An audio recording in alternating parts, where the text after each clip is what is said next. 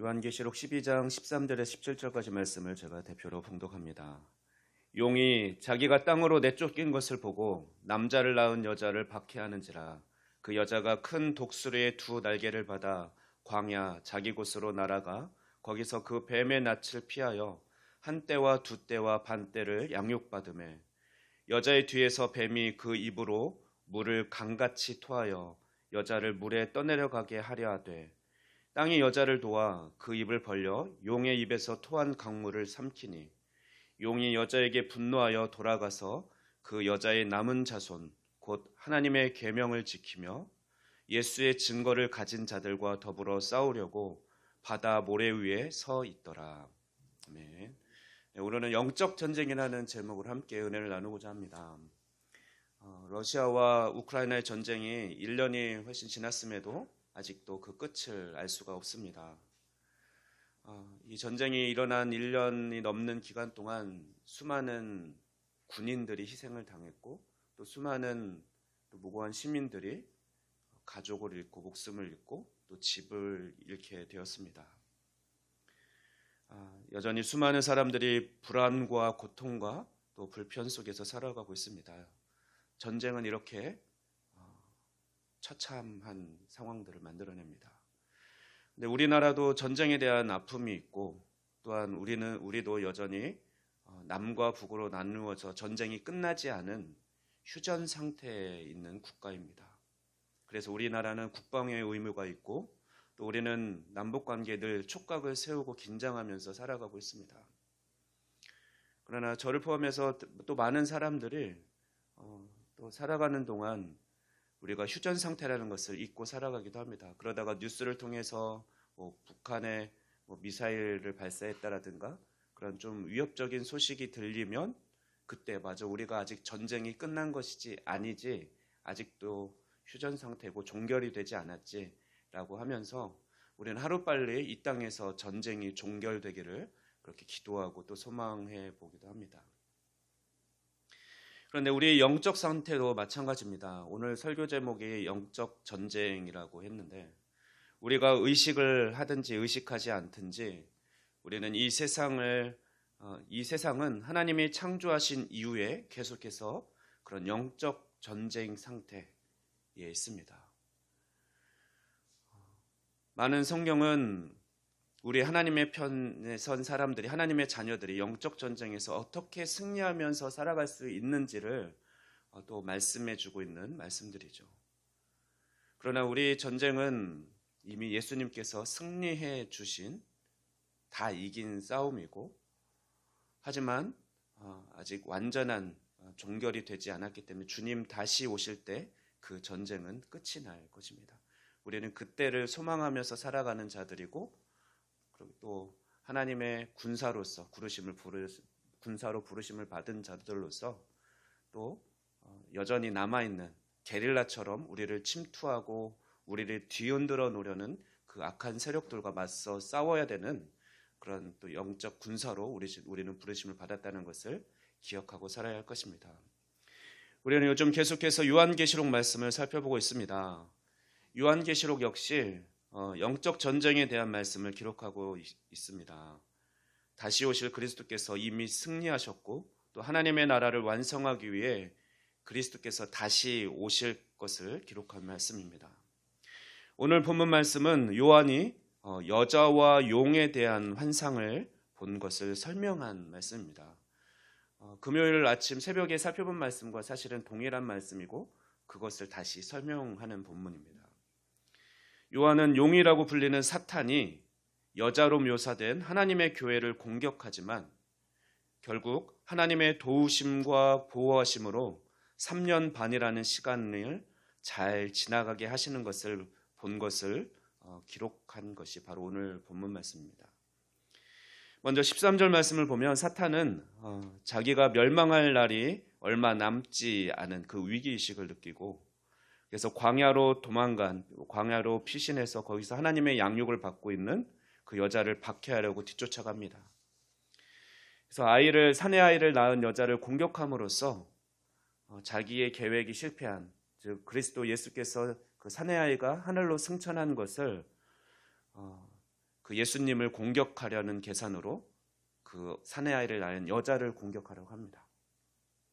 그러나 이 와중에 여자는 오히려 하나님의 보호를 받습니다. 교회가 광야에서 보호를 받는 것은 출애굽 당시 이스라엘 백성들이 광야에서 하나님의 보호하심을 받은 것과 그렇게 비추어서 설명되고 있습니다. 출애굽기 19장 4절 말씀은 하나님께서 독수리의 두 날개로 이스라엘 백성을 인도하셨다라고 기록하고 있습니다. 내가 애굽 사람에게 어떻게 행하였음과 내가 어떻게 독수리 날개로 너희를 업어 내게로 인도하였음을 너희가 보았느니라. 이렇게 독수리의 두 날개 외에도 출애굽 상황을 묘사하는 출애굽기 말씀과 또 교회의 상황을 묘사하고 있는 오늘 본문 요한계시록 12장 말씀 사이에는 또 다른 연결점이 있습니다. 용은 그 당시 이스라엘을 억압하던 애굽을 비유하고, 또 여자는 이스라엘을, 또 광야까지 여인을 추격한 용은 출애굽한 이스라엘 백성들을 또 뒤따라 추격한 애굽의 군대를 의미합니다. 또한 뱀, 용이 쏟아놓은 물은 이스라엘 백성이 건넌 홍해바다를 또 의미하고, 또 광야는 동일한 광야이고, 또 그리고 남은 자들을 이제 마지막 17절 말씀에 남은 자들을 이제 공격하려고 하는데, 그 남은 자들은 이스라엘 백성들 중에 1세대는 다 이제 광야에서 죽고 이제 가나안 땅에 들어갈 광야의 세대들, 그들을 또한 의미합니다. 다시 본문으로 돌아와 보면 용은 여자, 즉 하나님의 교회를 없애려고 애를 씁니다. 그렇지만 하나님의 보호 아래 있는 여자는 안전합니다. 교회는 박해를 받는 셋대 반 동안 15절 16절 말씀에 상징적으로 묘사된 큰 환란이 있을 것입니다. 우리도 그 환란 중에 지금 살아가고 있죠. 그러나 그렇다 하더라도 하나님의 보호를 받는다는 것을 오늘 말씀에서 묘사하고 있습니다. 셋대 반은 3년 반입니다. 7회를 절반으로 나눈 것인데 이 기간은 짧은 기간을 의미하는 것이고, 또 하나님의 계획에 의한 완벽한 시간을 가리키는 7이라는 숫자를 사용해서 표현한 것이기도 합니다. 요한계시록 본문에서는 이 기간을 언급한 이유는 셋대 반이라는 것을 계속 언급한 것은 바로 그리스도의 초림으로부터 재림까지의 그 시간을 표시하기 위한 단위로 그렇게 사용하였습니다. 사실 한 때와 두 때와 반 때는 다니엘서 7장 25절 말씀에서 기록된 말씀입니다. 그가 장차 지극히 높으신 이를 말로 대적하며 또 지극히 높으신 이의 성도를 괴롭게 할 것이며, 그가 또 때와 법을 고치고자 할 것이며, 성도들은 그 손에 붙인 바 되어 한 때와 두 때와 반 때를 지내리라 라는 그 다니엘 말씀입니다. 그리고 이 말씀은 뒤에 이어서 이제 다니엘 9장 25절 27절 말씀에서 또 구체적으로 그것을 설명하고 있습니다. 그러므로 우리는 이 요한계시록에 기록된 이 시기를 이해하기 위해서는 그 구약적인 배경에서 이해해야 합니다. 즉 다니엘서에서 기록된 이 기간은 이제 메시아, 이스라엘을 구원할 자가 오셔서 그래서 무너진 성전을 다시 회복시켜 주실 것을 그런 갈망하는 그런 말씀이고 약속의 말씀이죠. 이것은 고레스 칙령 때 고레스 왕에 의해서 일부는 이루어졌고, 또 완전한 대부분의 성취는 예수님께서 이 땅에 오심으로써 성육신 하심으로써 그것이 그 약속이 이루어졌습니다. 따라서 오늘 본문의 상황을 예수님께서 이 땅에 오셨고 그 승리를 이루신 후에 회복시켜 주신 이후에 또 승천하신 그 이후, 그래서 그 여자가 낳은 아들이 하나님 곁으로 돌아가서 사탄이 자신의 계획과는 다르게 자기가 이긴 줄 알았는데, 예수님을 십자가에 못 박으니까 이긴 줄 알았는데 나중에 보니까 그게 아니었죠. 다시 부활하시고 승천하신 그 예수님을, 자신의 계획이 실패한 것을 알자 이제 그를 믿는 무리들, 교회를 이제 이렇게 비유적인 것이기 때문에 그렇지만 사내 아이를 낳은 여자가 다시 이제 교회가 되는 것이죠.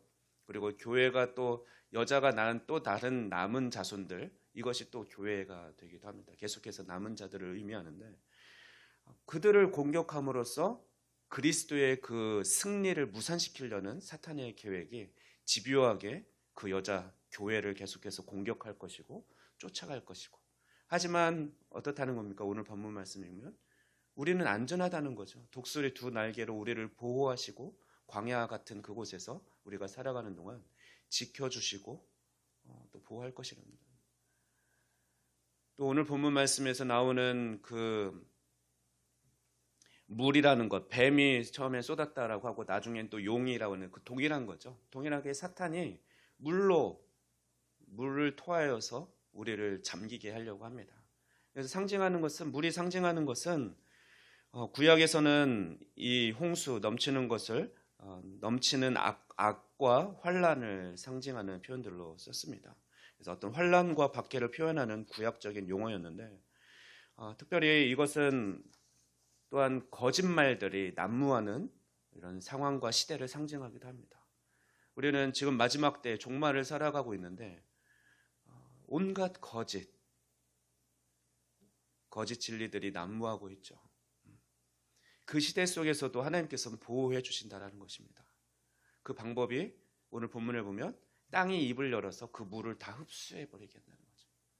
그 당시의 표현으로는 아마 그것이 유일하게 그 물을 다 없애버리는 그런 표현이었을 것이고, 만약에 오늘날로 한다면 뭐 초대형 건조기 아니면 스펀지가 그 물을 다 빨아들일 것이다. 그래서 하나도 남지 아니할 것이다. 이렇게 기록했을지도 모르겠습니다. 교회를 향한 이런 사탄의 끊임없는 공격에도 주님께서는 교회를 보호하십니다. 그리고 이제 우리가 또 웬 위로가 되는 것은, 종말을 살아가는 우리에게 위로가 되는 것은 이 환란의 기간이 혹독하긴 하지만 한때와 두때와 반때 합쳐서 이제 3년 반이라는 그 짧은 시간으로 제한되어 있다라는 것입니다. 반면에 우리가 누릴 하나님의 영광은 영원합니다. 이제 17절 말씀을 보면 용은 하나님께서 교회를 보호하심으로써 자기 계획이 또다시 틀어지는 것을 보게 되고, 그러자 이제는 여자의 남은 자손을 향해서 싸우려고 바다 모래 위에 서 있다라고 묘사하면서 말씀을 마무리가 됩니다. 즉 남은 자손은 땅 위에 남아있는 교회를 가리키는데, 이들은 하나님의 계명을 지키는 자들이라고 그렇게 표현하고 있고, 또한 예수의 증거를 가진 자들로 그렇게 설명되고 있습니다. 이 사나이를 낳은 여자를 예수님의 증거를 가진 교회로 묘사했고, 또 다시 여자의 남은 자손들로 묘사하고 있는 것이죠. 그래서 마치 예루살렘이 그리스도의 신부다, 또 동시에 우리의 어머니다라고 표현되는 것과 같습니다. 모든 교회는 이 땅에 있는 동안 사탄의 공격에 노출되어 있습니다. 우리가 하나님의 계명을 지키는 자들이고, 또 우리가 예수님의 증거를 가진 자들이라면 우리 또한 사탄의 공격을 받게 될 자들이라는 것이죠. 우리를 맞서서 우리를 공격할 기회를 가지고 있다는 것입니다. 따라서 우리는 영적 사탄의 공격에 노출되어 있고 영적 전쟁을 치르고 있는 중인 것을 우리는 기억하고 살아가야 합니다. 따라서 오늘 말씀을 통해서 요한계시록 말씀은 금요일 새벽에도 살펴본 말씀이기 때문에 짧게 살펴보지만, 이 본문을 통해서 영적 전쟁, 우리가 종말을 살아가는 우리 교회가 치러야 될 이 영적 전쟁에 대해서 좀 생각해보고, 우리가 어떻게 영적 전쟁에 승리하는 삶을 살아갈 수 있을지, 또 하나님이 주시는 방법들을 배워보고, 또 앞으로의 삶에 실전처럼 사용하는 우리 모든 그리스도인 군사들이 되기를 소망합니다. 영적 전쟁이라는 이 단어로는 사실 성경에 기록되어 있지는 않습니다. 그래도 이런 싸움이라는 표현으로 잘 기록된 것은 우리가 작년에 또 그 이전에 살펴봤던 에베소서 말씀에 잘 기록되어 있습니다. 에베소서 6장 11절에서 18절 말씀을 보면 이 영적 싸움에 대해서 잘 설명해주고 있어서 우리 이 본문 말씀은 함께 찾아서 한번 살펴보도록 하겠습니다. 신약성경 316페이지 또는 317페이지 정도에 있습니다. 에베소서 6장 11절에서 18절까지 말씀입니다.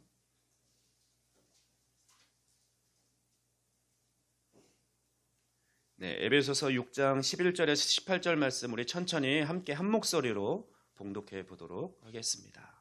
시작. 마귀의 관계를 능히 대적하기 위하여 하나님의 전신갑주를 입으라.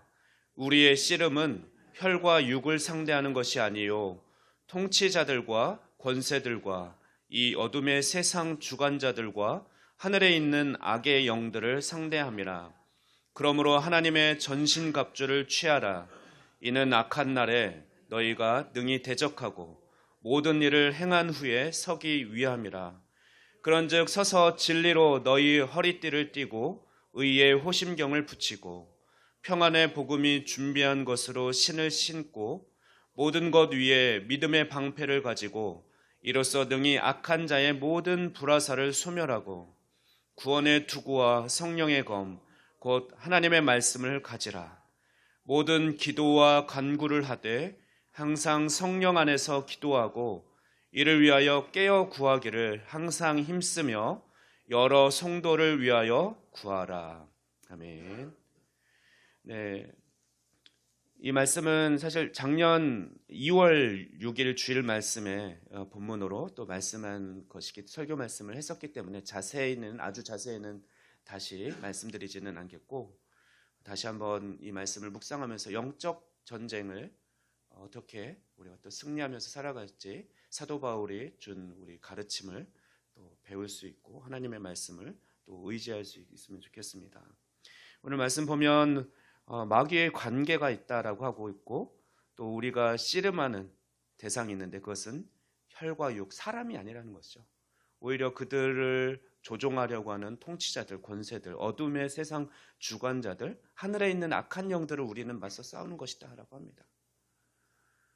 그죠? 우리를 힘들게 하는 옆에 있는 사람이 아니라 옆에 있는 나와 자꾸 나를 시험에 걸려 넘어지게 하는 내 마음에 안 드는 그 정도가 아니라는 거죠. 이를 위해서 우리는 전신갑주를 취하라고 결론적으로 이렇게 얘기하는데 이것은 대부분 이제 이사야 말씀을 근거로 이렇게 묘사한 설명들입니다. 또 시편 말씀과 이사야 말씀을 근거로 해서 이렇게 했는데요. 그 방법들이 쭉 설명되어 있고 그런데 우리는 때로는 이게 방어적인 무기인가 또 살펴보지만 방패 같은 경우도 오히려 불화살을 소멸할 수 있는 그런 도구로 또 공격적인 또 무기로 묘사되기도 합니다.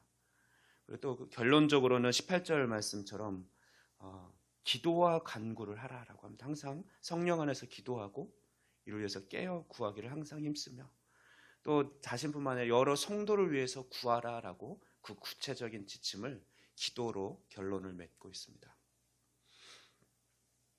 그래서 이 본문 말씀과 함께 우리가 영적 전쟁에 대해서 좀 생각해 볼 어떤 몇 가지를 이 시간도 생각하고 그 사실을 우리가 기억하면 영적 전쟁에서 승리하는 삶을 살 수 있지 않을까 생각해 보았습니다.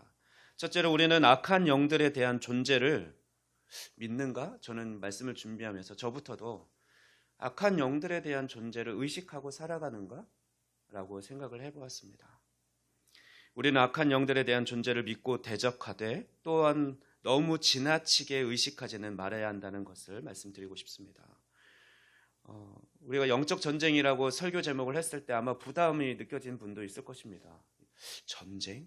뭐야, 나를 군사로 징집하는 건가? 지금 전쟁터에 내모는 것인가? 뭔가 싸워야 되니까 잘 싸우면 괜찮겠지만 혹시라도 지면 내가 처절하게 얻어 터지고 또 죽을 수도 있고 그럼 위험한 상황에 노출되는 것이기 때문에 이 전쟁이란 말이 사실은 부담스러운 단어입니다. 그렇다고 해서 우리가 그러나 이것을 피할 수는 없죠. 우리가 말씀을 읽어가면 우리가 그런 하나님의 군사로 부르심을 받았다는 것은 잘 알 수 있습니다. 우리가 눈에 보이지 않는다고 해서 인정하지 않는다고 해서 또 성경의 많은 말씀들에서 이야기하고 있는 심지어 예수님도 사탄의 존재를 말씀하셨고 또 능히 대적하셨습니다. 또 바울의 많은 서신서들도 보면 악한 세력들에 대해서 대항하여 싸울 것을 그렇게 가르치고 있죠. 그래서 우리가 인정해야 된다는 것이고, 그러나 그렇다고 해서 너무 반대로 너무 그 악한 영에 매몰되어서 모든 것을 다 악한 사탄 탓으로 돌리면 안 된다는 거죠. 그래서 어떤 교단에서 그죠, 이단들이죠, 모든 것을 다 사탄 귀신으로 해석하려는 그런 관점은 또 지나치다라는 거죠. 그러다 보면 어떤 일이 잘못되었습니다. 내가 좀 화를 냈고 싸웠어, 또는 뭔가 죄를 저질렀는데 그 모든 것을 사탄 때문에 그래, 이렇게 해버리는 것은 또 자신의 어떤 그런 자유의지로 사실은 자신이 어떤 죄를 지은 것에 대해서도 다 모든 것을 사탄 탓으로 돌리는 그런 또 안 좋은 모습이 있을 수 있습니다. 그렇기 때문에 우리는 균형 잡힌 시각으로 영적 전쟁을 바라봐야 할 것입니다. 두 번째로, 우리는 우리의 싸움은 이미 승리한 상태에서 싸우는 싸움이라는 것입니다. 우리가 처음부터 다 싸워서 이겨내는 전쟁 싸움이 아니라 우리의 영적 전쟁은 예수님께서 다 이겨놓으셨습니다. 사탄의 머리를 밟아서 창세기 3장 5절에서 이미 3장 15절인가 이미 그 원시 복음에서 여자의 후손 예수님께서 그 뱀의 머리를 상하게 할 것이다라고 그 약속하신 그 말씀이 이루어진 상태, 그 시대를 우리는 살아가고 있죠. 이미 승리한 상태에서 싸움이라는 것을 우리는 기억하고 너무 걱정하거나 두려워하지 않아야 됩니다. 그러나 여전히 어떻습니까? 사탄은 오늘 요한계시록 말씀에서 살펴본 것처럼 예수님이 승천하시자 남아있는 교회를 여전히 공격하려고 하죠. 게릴라전처럼 불쑥불쑥 또 약한 자들을 찾아가서, 그런 약한 교회를 찾아가서, 깨어 기도하고 있지 않은 교회를 찾아가서 넘어뜨리려고 하는 것이죠. 삼키려고 합니다. 그 방법은 아까 많은 물을 쏟아붓는데 온갖 거짓 말로, 거짓의 영어로도 이렇게 표현하잖아요. 사탄. 그렇게 미혹하고 넘어뜨리고 분열시키고 하나 된 것을 분열시키려고 하는 게 사탄의 전략입니다. 요한일서 4장 말씀을 보면 우리가 이미 승리했다라는 것을 잘 말해주고 있습니다. 요한일서 4장 4절 말씀은 자녀들아 너희는 하나님께 속하였고, 우리가 하나님께 속한 하나가 되었다는 거죠. 하나님과 한 몸이 되었다는 거죠. 그들을 이기었나니 이는 너희 안에 계신 이가 세상에 있는 자보다 크심이라 라고 말씀하고 있습니다. 또 요한일서 5장 4절 5절 말씀은 우리가 하나님께로부터 났기 때문에 세상을 이긴다라고 말씀하고 있습니다. 무릇 하나님께로부터 난 자마다 세상을 이기느니라. 세상을 이기는 승리는 이것이니 우리의 믿음이니라. 예수께서 하나님의 아들이심을 믿는 자가 아니면 세상을 이기는 자가 누구냐라고, 우리는 예수님을 믿는 자들이기 때문에 또 이미 승리하신 우리의 대장 되시기 때문에 예수님께서 그 대장을 따르는 자들은, 그 편에 속한 자는 이미 승리한 자들이라고 얘기하고 있는 거죠. 사탄은 이미 예수의 손에 패했고 예수님은 사탄의 계책을 물리치셨습니다. 따라서 그리스도 안에 있는 우리는 승리자입니다. 우리는 사탄과 그들의 사악한 공격을 물리칠 수 있는 능력과 근거를 가지고 있습니다. 우리는 예수의 이름으로, 이미 승리한 이름으로, 야 우리 대장이 예수님이야, 너 이미 졌잖아 라고 말하면 사탄이 대항할 힘이 없다라는 거죠. 우리는 이미 소유하고 있는 승리를 일상의 삶에서 경험하기 위해서 하나님의 전신갑주를 입는 법을 배워야 할 뿐입니다. 우리는 이미 사탄의 머리를 밟아 으깬 다 이긴 전쟁에 참여 중입니다. 따라서 우리는 우리의 대장 되신 예수님의 이름으로 나아가면 사탄을, 자신들의 머리를 밟은 예수님을 사탄들은 그렇게 무서워 벌벌 떨게 될 것입니다. 우리는 다 이긴 전쟁에서 전리품을 이제 줍는 거죠, 다니면서. 오히려 그래서 그것으로 하나님께 영광 돌리는 삶을 위해서 부르심을 받았습니다. 사탄에 속해 있던 자들이, 하나님 믿지 않는 자들이죠, 그들을 다시 예수님의 편으로, 우리 편으로 초청하는 거죠. 야, 악한 영은 이미 예수에 의해서 다 졌어. 더 이상 거기에 얽매여서 그들 편에 서서 살지 말고 우리 편으로 와라고 우리는 복음으로 예수님을 증거하면서, 승리하신 우리의 대장 되신 예수님을 증거하면서 복음을 전해야 되는 삶을 살아야 되는 거예요. 그래서 전리품, 그들을 다시 얻어야 되는 것이죠. 이제 곧 우리의 대장 되신 예수님이 이 땅에 다시 오시면 모든 전쟁은 완전히 끝나게 되고 우리를 영원한 왕이신 예수님과 함께 하나님 나라를 경영하는 자로 우리를 세우셔서 하나님의 영광을 함께 누리며 살아갈 것입니다. 우리의 영원한 기업이며 상급입니다. 하나님 나라는. 물론 지금도 우리는 이미 하나님의 자녀들로서 하나님 나라를 세워가고 경영하고 또 하나님 나라를 누리며 살아갈 자로 부르심을 받았다는 것을 잊지 말아야 할 것입니다. 우리가 세 번째로 생각할 것은 그러면 이 영적 전쟁은 우리가 주로 어떤 방어하는 것인가? 우리는 공격해야 되는 것인가? 이런 생각을 좀 해보게 됩니다. 우리는 방어가 아닌 공격하는 전쟁을 해야 되는 자들임을 기억해야 합니다. 이 표현은 빛으로 오신 예수님, 우리를 또 빛으로 부르셨다라는 것을 생각해 보면 좀 그 이해를 할 수 있을 것이라고 생각합니다. 어둠을 빛으로 지우셨습니다. 믿음과 사랑의 모든 그런 믿음과 사랑이라는 그 광 입자들, 그 밑자들이 어두움에 도달해서 비추어서 그것을 다 악한 영들을 어두움을 물리치고 사라지게 한 것이 바로 예수님이죠. 마찬가지로 우리는 하나님의 자녀가 되어서 예수 그리스도와 하나가 되어서 그 그리스도의 빛을 반사하고 그러면서 여전히 우리도 어두움을 이 세상의 어두움을 빛으로 사라지게 하는 그런 자들입니다.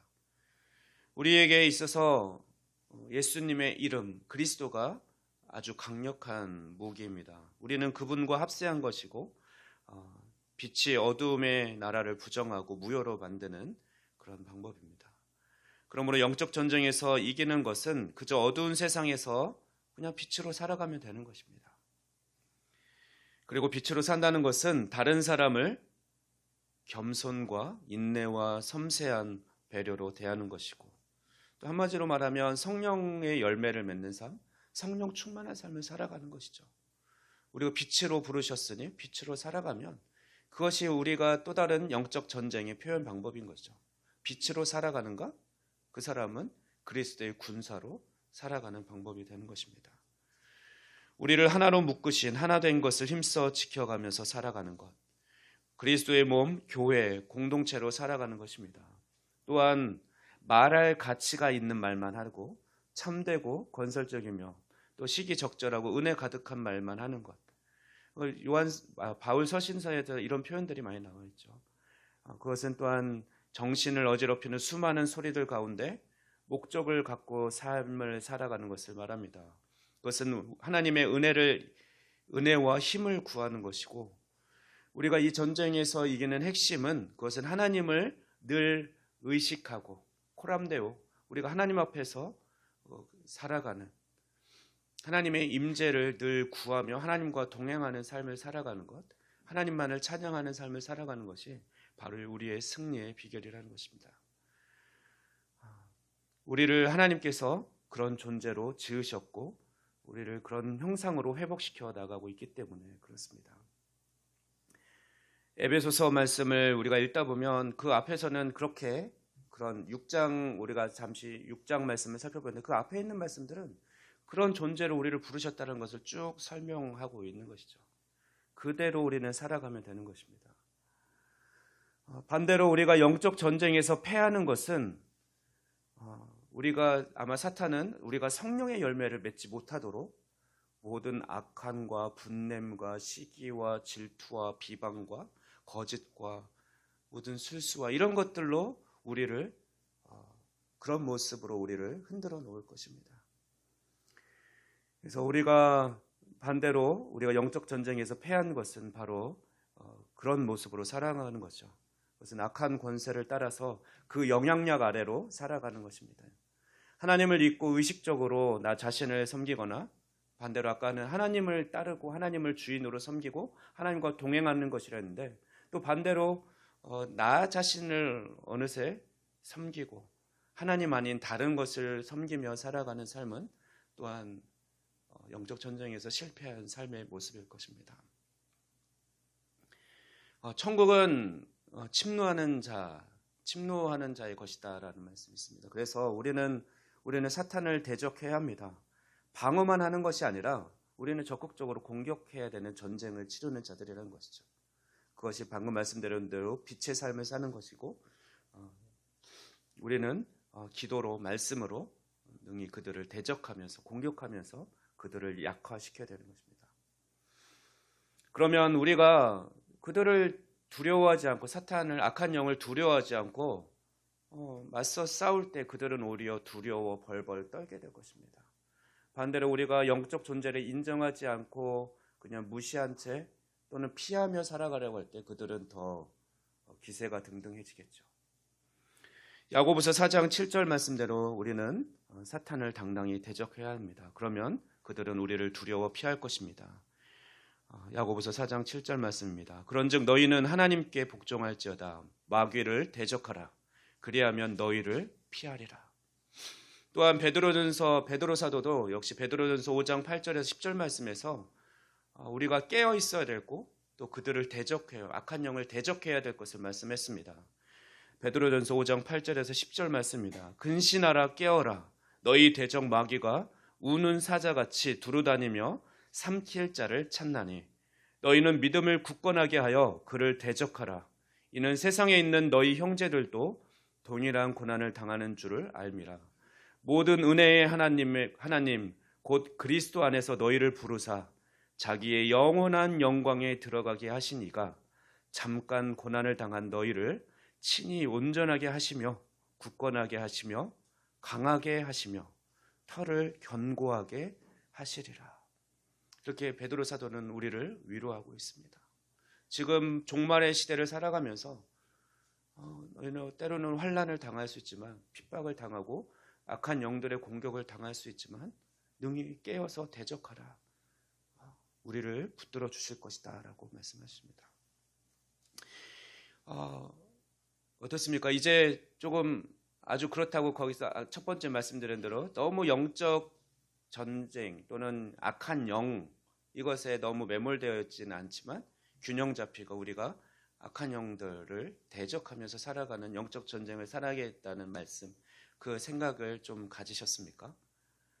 잊고 살아가는 것이 아니라 우리가 그리스도의 군사로, 빛으로 부르심을 받았고 하나님의 자녀로서, 또 우리가 요한계시록 말씀을 계속 읽어갈 때 용으로 표현된 그 사탄은 남은 자들, 남은 여인의 후손들을 계속해서 공격하려고 한다는 것을 우리가 기억하고 대적해야 된다는 것을 기억하면서 살아가면 좋겠습니다.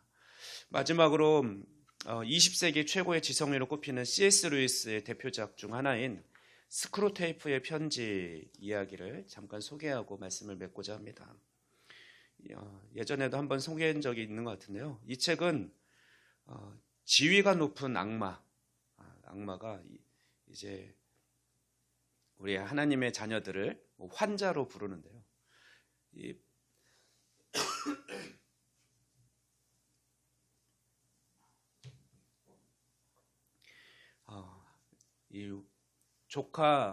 조카라고 불리는 좀 연약한 마귀 악마에게 어떻게 그 그리스도인들을 무너뜨리고 공격할 수 있는지 편지로 조언을 해주는 31통의 편지를 보낸 것입니다. 그래서 30통까지는 이런 방법 저런 방법으로 조언을 해주고 있고 코치를 해주고 있고, 마지막 31번째 편지는 이제 결국 실패했거든요. 그 조카 그 워무드인가 그 사탄이 실패하니까 오히려 막 책망하면서 결국 우리는 이길 수 없는 존재임을 인정하듯이 마지막 편지는 끝을 맺습니다. 그렇게 깊은 사색에서 아마 C.S. 루이스는 어떤 악한 영들에 대해서 쓴 거기 때문에 우리가 흥미있게 그 책을 한번 읽어볼 수 있는데요. 이 시간 간단하게 소개하겠습니다. 이 책을 읽으면 우리는 사탄의 전략을 한번 생각해 볼 수 있을 것이고, 또 반대로 하나님이 기뻐하시는 삶의 모습은 이렇게 살면 하나님께서 기뻐하시지 않는구나, 그 반대로 살아가야겠구나, 이것을 한 번쯤은 생각해 볼 수 있을 것입니다. 첫 번째 편지는 제대로 생각하지 못하도록 방해하는 것을 이야기합니다. 어떤 논증, 그러나 또 진짜 어떤 과학, 진리보다는 감각적이고 어떤 전문적인 용어, 또 일상생활에만 그들이 집중하게 해서 생각하지 못하고 매몰되어서 살아가게 해라라고 조언을 해주고, 두 번째는 교회와 교인들에 대한 실망감을 주어서 그들보다 차라리 저 그리스도인들보다 나는 교회는 지긋지긋해, 나 혼자 살아가야지, 그런 교만한 마음을 갖게 하라는 것이죠. 또 세 번째는 이미 명백히 알고 있는 의문은 등한시하면서 뭔가 고상한 용어들 또는 어렵고 영적이라고 생각되는 것에만 성도들이 집중하게 해라. 다른 사람들의 말과 행동을 또 항상 꼬아서 생각하게 만들어라 라고 조언을 해줍니다. 네 번째 편지에서는 마음에서 우러나오지 않는 공식적이고 규칙에 매인 그 기도를 하게 해라. 그러니까 형식적인 기도만 하게 해라. 예수님을 향해야 할 시선이 자신에게 향하게 하는 것, 또 원하는 감정의 유무에 따라서 기도의 성패를 판단하게 하는 것. 감정적으로 내가 뭔가 괜찮으면 내가 잘 사는 것 같고 이렇게 만들라는 거죠. 또 원하는 감정의 또 자신이 만들어낸 하나님, 그 그리스도인 한 사람이 내가 만들어낸 하나님을 그 하나님의 속성과 형상에 기대어서 기도하게 만들라고 합니다. 또 다섯 번째 편지에서는 극단적 애국지사 또는 열성적인 평화주의자들로 그들을 만드는 것이 그들을 하나님으로부터 멀어지게 하는 것이라고 그렇게 조언합니다. 세속에 만족하는 마음으로 인해서 죽음과 그 이후에 대해서는 생각하지 못하게 만들 수 있다라는 것이죠. 여섯 번째 편지에서는 미래의 일들을 끊임없이 생각해서 두려움을 갖게 만들어라라고 합니다. 가까이 있는 사람에게는 악하게 대하고 또 멀리 있는 사람에게는 선의를 갖게 해라. 그죠? 정작 옆에 있는 사람에게는 도움을 청하지 않고 막 화내고 이러면서 다른 나라에 살고 있는 그럴 수 있죠. 요즘 튀르키예 지진 피해자를 돕는다 해서 그들에게는 정작 막 후원금을 성금을 보내면서 옆에 있는 지체가 힘들어하고 이런 그 사람을 돕지 않게 만들라는 거죠. 또 메사의 일곱 번째 편지에서는 메사의 극단적인 경향을 갖게 해서 균형을 잃고 편가르기에 힘쓰며 그렇게 그런 삶을 살아가게 만들어라. 실제 삶에서 순종하기보다는 그냥 종교 행위에만 집중하게 만들게 만들어라라고 합니다. 또 여덟 번째 편지에서는 끊임없이 유혹해서 인간의 의지를 방해해라라고 하고 있고, 아홉째 편지에서는 쾌락은 감소시키고 그에 대한 갈망은 증대시키는 것을 조언해 줍니다. 신앙에 있어서 감정 기복이 있을 수 있다라는 것을 무시하게 만들고, 그래서 참과 거짓, 옳고 그름에 대한 생각을 하지 못하게 만들어라라고 합니다. 열 번째로 나쁜 친구를 사귀게 해서 이중적인 생활을 즐기도록 만들어라라는 것이죠. 교회 와서는 거룩한 척하고 또 일상적인 삶을 그런 친구들을 여전히 만나면서 그런 이중적인 삶을 살게 만들어라라고 조언을 해주고 있습니다. 또 11번째 편지에서는 유머를 지나치게 중시해서 매사에 위안을 삼고 그냥 즐거운 것만 따라가다 보면 그리고 변명의 수단으로 사용하라는 것입니다. 또 12번째 편지에서는 불편한 감정을 묻어두고 또 회개하지 못하게 만들어라라고 합니다. 13번째 편지는 정말 좋아하는 것들을 버리게 하고 그 대신 제일 좋은 사람, 또 적합한 음식, 중요한 책들만 그렇게 찾게 해라. 그래서 깨달은 것을 또 행하지 않게 해라. 실천하지 못하게 해라라고 조언을 합니다. 또 14번째 편지는 인간이 자기에 대한 어떤 생각에 갇히게 해라. 자기 생각에만 두어둬라라고 합니다. 15번째 편지는 인간이 영원과 또 현재에 초점을 맞추기보다는 과거에 묻혀 살게 하거나 또는 반대로 미래에 속해서 미래 속에서 살게 만들어라 라고 얘기를 합니다. 또 16번째 편지에서는 학생이 아닌 비평가로 그리스도인의 어떤 배우는 자가 아닌 비평가가 되게 해라. 비난하고 판단하고 이런 자들로 만들어라. 그리고 교리보다는 형식 그 자체를 중시하게 해라 라고 합니다. 또 17번째 편지에서는 식탐 때문에 어떤 자비와 정의와 순종을 포기하게 만들어라 라고 합니다. 또 18번째 편지는 성적인 매력과 뜨거운 감정만이 어떤 결혼의 근거라고 믿게 만들어라. 19번째는 하나님의 사랑에 대해서 왜곡하게 만들어라. 20번째는 현실에 존재하기 힘든 육체적 모습을 가진 그런 배우자를 갈망하게 만들어라. 21번째는 하나님께서 선물로 주신 것들, 육체, 시간 등을 내 것이라고 주장하게 만들어라. 22번째는 하나님이 인간에게 주신 즐거움을 비틀어 버려라, 왜곡시켜라라고 하죠. 우리도 충분히 즐거움을 누리면서 살아가게 하셨는데 그런 것들은 다 죄야라고, 거룩하지 못한 거야라고 그런 시선을 갖게 만들라는 거죠.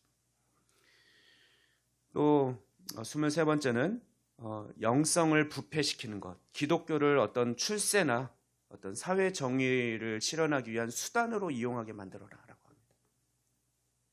또 24번째는 영적으로 교만해지게 만들어라. 25번째는 변화와 불변을 사랑하는 것에 균형을 잃게 하고 오로지 새 것만을 원하는 욕구를 불어넣어라. 26번째는 상대방을 위한다는 명목하에 자신의 진짜 바램은 숨겨서 점점 분열이 일어나도록 해라. 27번째는 예수님의 분명한 명령은 등한시하고 겉보기에만 영적으로 보이도록 하는 것. 또 기도에 대해 잘못된 인식을 줘서 기도하지 않게 만들어라 라고 합니다. 또 28번째 편지는 천국보다 이 땅에 소망을 두게 하는 것.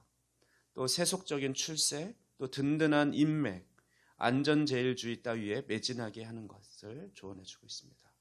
29번째 편지는 두려움 속에 비겁한 선택을 하게 만들고, 마지막으로 30번째는 이제 적당한 기간 동안만 견디겠다라고 결심하게, 나는 끝까지 견디겠어라고가 아니라 그래 이만큼만 한번 해보지, 며칠만 한번 해보지라고 그렇게 연약하게 만들라는 거죠. 그러면서 앞서 말씀드린 대로 이제 마지막 31번째 편지에서는 사탄 스스로 자신들의 한계를 인정하는 것 같은 그런 책망하는 편지로 끝을 맺습니다. 결국 사탄에게는 여러 전략이 있지만 결국 우리는 승리할 것입니다. 사탄은 그들의 머리를 밟아서 승리하신 예수님을 대장으로 믿고 따르는 우리를 절대 이길 수가 없습니다. 우리는 연약해서 때로는 지쳐 쓰러지기도 하지만 우리는 주님의 은혜로 다시 일어설 것이고 다시 시작할 수 있습니다. 그리고 결국 승리할 것입니다. 그러므로 우리 최후의 승리를 얻는 그날까지 오직 승리하신 예수님의 십자가만 바라보고 십자가만 붙들고 살아가는 저와 여러분이 되기를 소망합니다. 기도하겠습니다. 온 세상의 구세주가 되시며 최후의 승리자가 되신 주님을 찬양합니다.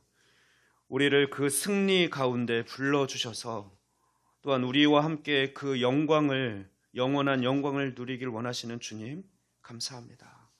우리가 예수 그리스도의 능력과 권세를 가졌으니 능히 악한 영들을 대적하며 당당하게 승리하는 삶을 살아갈 수 있는 그 담대함과 믿음을 허락하여 주시옵소서.